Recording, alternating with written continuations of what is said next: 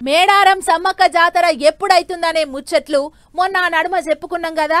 అగోగా మహా జాతరకు సంబంధించి సర్కారోళ్ళు ఇప్పటికెంచి అంతా తయారైతుండ్రు. పండుగ ఎట్లెట్లా చెయ్యాలే, గుడికాడ ఏమేం సౌలతులు చేసేటి ఉన్నాయనే ముచ్చట మీద మంత్రి సీతక్క రివ్యూ మీటింగ్ పెట్టి అధికారులకు పూసగుచ్చింది. మరి మేడం ఏమేం చెప్పింది, గుడి హాలతు ఈ తాప ఎట్లుండబోతుందో పురాగర్సుకొనొద్దాం పండ్లి. అగో ఇగో అనుకుంటా మళ్ళా వనదేవతల సంబరం రానే వస్తున్నది. వచ్చే ఏడాది జనవరి 28వ తారీఖు సంధి చాలయ్యే సమ్మక్క పెద్ద జాతర కోసం సర్కారోళ్ళు ఇప్పటి సందే అన్ని కమతులు చేస్తుర్రు. మంత్రి సీతక్క ఆఫీసర్లందరినీ పిలుచుకొని సచివాలయంలో మీటింగ్ పెట్టింది. ఇక అందరిని ఊకబెట్టుకొని ఎట్టెట చేద్దామో చెప్పుర్రు ఏందని అంటే కంప్యూటర్లో గీసిన బొమ్మలు చూపించుకుంటా మేడంకు అంత వివరించిండ్రు అధికారులు.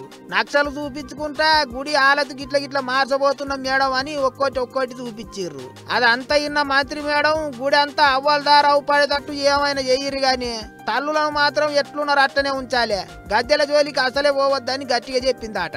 అట్లనే సమ్మక్క సారక్కల గొప్పతనం కండ్ల ముంగట నజరు కొట్టేటట్టు చేయిర్రి, అసలు తల్లులను ఎందుకు గొలుస్తున్నామో అందరికి తెలవాలి అని అధికారులకు ఆర్డర్ వేసిందట.